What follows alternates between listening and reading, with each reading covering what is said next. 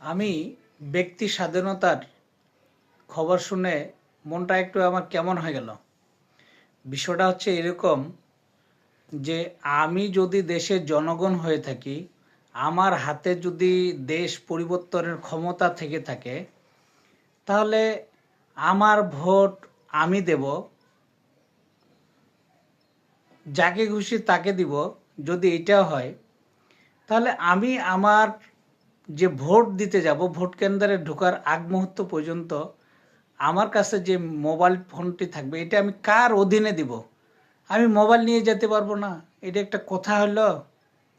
এরকম নির্বাচন কমিশনের অধীনে নির্বাচন কীরকম হবে, এটা সুন্দর আশা করাটা খুব কঠিন ব্যাপার।